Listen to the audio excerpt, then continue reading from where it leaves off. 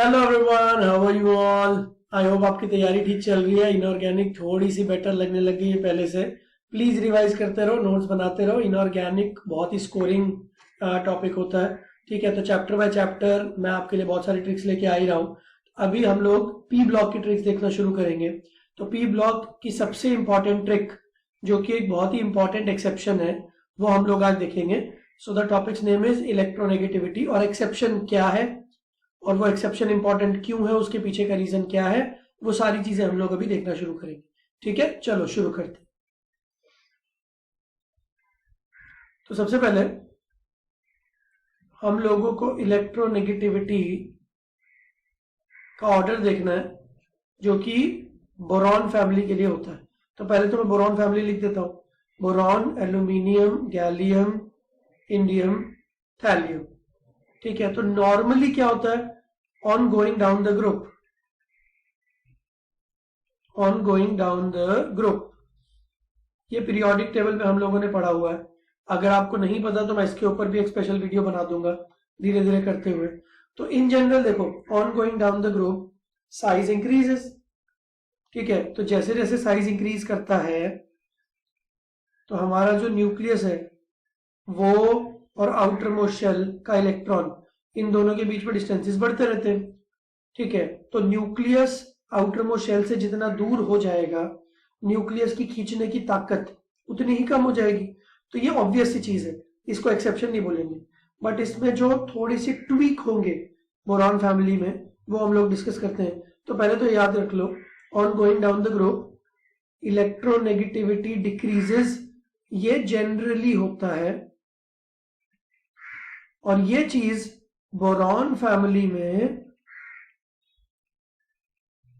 नहीं होती है। तो बोरॉन फैमिली में डाउन द ग्रुप जाते हुए इलेक्ट्रोनेगेटिविटी का ऑर्डर इतना इजी नहीं है कि भाई बस डिक्रीज करवा दो।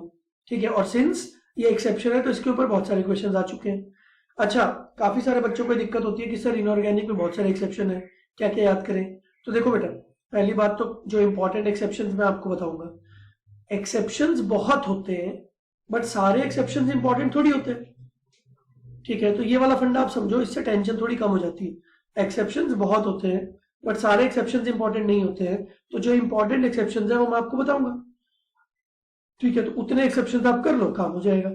तो ये वाला एक्सेप्शन इंपॉर्टेंट है। तो अब पहले तो एक्सेप्शन क्या है वो देखते हैं। इलेक्ट्रोनेगेटिविटी का पॉलिंग स्केल जो होता है, अकॉर्डिंग टू दैट बोरॉन की इलेक्ट्रोनेगेटिविटी है अराउंड 2.0 और एल्यूमिनियम की 1.5। तो ये तो एज एक्सपेक्टेड है। मैंने सोचा था on going down the group electronegativity घटनी चाहिए तो वो घट गई। बट गैलियम की एल्यूमिनियम से कम होनी चाहिए थी, बट हो गई ज्यादा। अब यहां पे इशू आना शुरू हुआ है, और ये इशू जो यहां पे आएगा वो आगे भी कंटिन्यू करेगा। इंडियम का होता है 1.7, थैलियम का होता है 1.8।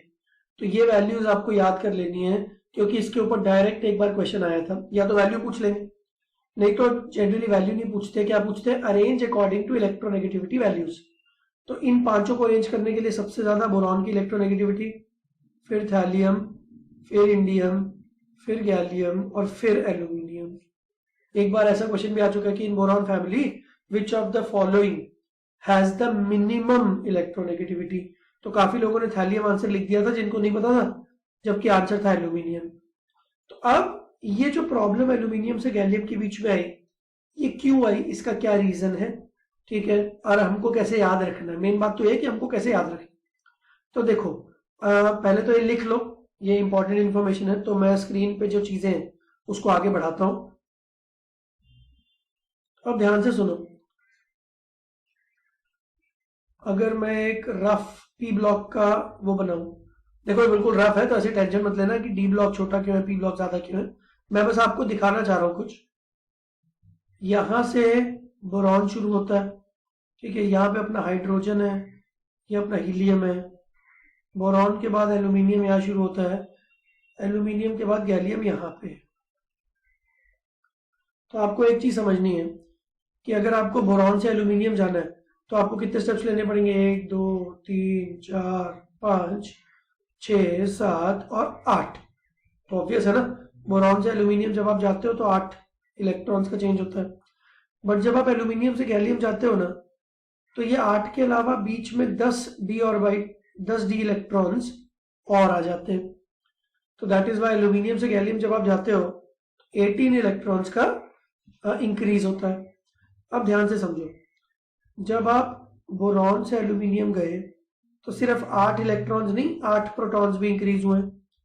सिमिलरली जब आप एल्यूमिनियम से गैलियम गए तो 8 की जगह 18 इलेक्ट्रॉन्स हुए हैं, और 18 इलेक्ट्रॉन्स के साथ भाई 18 प्रोटॉन्स भी तो हुए हैं, उनको मत भूलो, ठीक है। अब ध्यान से समझो, प्रोटॉन्स न्यूक्लियस के अंदर जाते हैं, जबकि इलेक्ट्रॉन्स बाहर वाली शेल्स में जाते हैं, ठीक है। प्रोटॉन्स का काम होता है इलेक्ट्रॉन्स को खींचना, और प्रोटॉन्स बहुत ही कॉन्सेंट्रेटेड हैं। कॉन्सेंट्रेटेड मतलब छोटी सी जगह में पैक्ड है। तो मैंने आपको पुराने वीडियोस, मेट्रिक वीडियोस में ये बताया हुआ है कि जो कॉन्सेंट्रेटेड चार्ज होता है, छोटी जगह पे ज्यादा चार्ज, उसकी पावर बहुत होती है। तो अभी यहाँ पे आपने 18 प्रोटॉन्स बढ़ा दिए, चलो उनको कॉम्पनसेट करने के लिए आपने 18 इलेक्ट्रॉन्स भी बढ़ा दिए थे, कोई दिक्कत नहीं होनी चाहिए। बट प्रॉब्लम अब ये हो गई, इन 18 इलेक्ट्रॉन्स में से ना 8 इलेक्ट्रॉन्स तो अपने नॉर्मल जैसे एस और पी में बढ़ते हुए है, एक्स्ट्रा 10 इलेक्ट्रॉन्स पता है कहां से आए हैं? जो डी में आने थे, ये वाला डी। तो जो 10 इलेक्ट्रॉन्स हैं ये डी इलेक्ट्रॉन्स हैं, ये लोग डी सब शेल में गए हैं। अब एक प्रॉब्लम होती है, मैं आपको पी ब्लॉक में सिखा भी दूंगा, नहीं तो अभी के लिए आप याद कर लो। ये जो इलेक्ट्रॉन्स होते हैं ना, इनका एक काम होता है शील्डिंग देना, शील्डिंग इफेक्ट, ठीक है। आपने नाम सुना होगा शील्डिंग इफेक्ट का, अगर नहीं सुना तो इसके ऊपर एक स्पेसिफिक वीडियो मैं आगे बना दूंगा। अभी के लिए याद रख लो, शील्डिंग इफेक्ट सबसे ज्यादा एस देता है, फिर उससे कम पी देता है, फिर उससे कम डी देता है, और उससे कम एफ देता है। तो एफ सब शेल का शील्डिंग तो बहुत बेकार है ही, डी वाले का भी उतना अच्छा नहीं है। तो जो इलेक्ट्रॉन डी में जाता है ना, वो अच्छी शील्डिंग नहीं देता, ठीक है। Now what do we mean by shielding, उसको मैं थोड़ा सा एक्सप्लेन कर देता हूँ। डिटेल्ड वीडियो तो एक नेक्स्ट बना लेंगे, अभी के लिए फटाफट लिख लो, ये इंपॉर्टेंट है। अब शील्डिंग क्या होती है, ध्यान से सुनना। ये हमारा न्यूक्लियस है, ये हमारा आउटर मोस्ट इलेक्ट्रॉन है, और आउटर मोस्ट इलेक्ट्रॉन और न्यूक्लियस के बीच में बहुत सारे इलेक्ट्रॉन्स हैं, ठीक है। मान लो किसी एटम में 20 इलेक्ट्रॉन है, तो ये 20वां इलेक्ट्रॉन है जो मैंने यहाँ आउटर मोस्ट बनाया है। बाकी 19 इलेक्ट्रॉन तो बीच में है ना कहीं, ठीक है। 1s 2s 2p 3s 3p ऐसे आप करते रहते हो इलेक्ट्रॉनिक कॉन्फ़िगरेशन। तो ये जो बीच के इलेक्ट्रॉन्स है ना, ये एक शील्ड का काम करते हैं। आप इमेजिन करो, शील्ड क्या होती है? जो आपको बचाती है। अब ये शील्ड किसको बचा रही है? ये इस इलेक्ट्रॉन को न्यूक्लियस के पुल से बचा रही है। देखो, न्यूक्लियस इस इलेक्ट्रॉन को अंदर खींचना चाहता है, ठीक है, अट्रैक्शन। और ये जो शील्ड है ये हमारी इलेक्ट्रॉन से बनी है, ये आउटर मोस्ट इलेक्ट्रॉन को बाहर धक्का मारती है। तो इस शील्ड की वजह से ये जो हमारा आउटर मोस्ट इलेक्ट्रॉन है, इसको न्यूक्लियर पुल उतना फील नहीं होता है। अब ऐसे समझ लो, आप एक रूम में बैठे हो, ठीक है, एक मैं सिंपल सा एग्जांपल दे रहा हूं। आप रूम में बैठे हो, आपके और एटमॉस्फेयर के बीच में ये रूम की दीवार है, ठीक है। अब एटमॉस्फेयर का इफेक्ट आप पे होगा या नहीं होगा, ये इस बात पे डिपेंड करेगा कि आपके और रूम के बीच में जो शील्ड है ये कितनी अच्छी है। जस्ट इमेजिन, अगर बाहर आंधी चल रही है बट आपका घर एक मजबूत घर है, तो आपको अंदर बैठ के कुछ ज्यादा फील नहीं होगा, ठीक है। अगर आप खिड़कियां वगैरह बंद कर दोगे तो आपको ज्यादा फील नहीं होगा। बट जस्ट इमेजिन, अगर आप एक टेंट में बैठे हो जो कपड़े से बना है, और अब बाहर आंधी आ रही है, एटीएम मतलब एटमॉस्फेयर, बाहर आंधी आ रही है, अब वो टेंट का जो कपड़ा है वो उतनी अच्छी शील्डिंग आपको नहीं प्रोवाइड कर रहा है, तो उस आंधी का इफेक्ट आपको फील होगा। तो देखो, आंधी पहले भी उतनी थी, आंधी अभी भी उतनी है, बट पहले आपको इम्पैक्ट फील नहीं हो रहा था, बट अभी फील हो रहा है, क्योंकि आंधी और आपके बीच में जो शील्ड थी वो स्ट्रॉन्ग थी।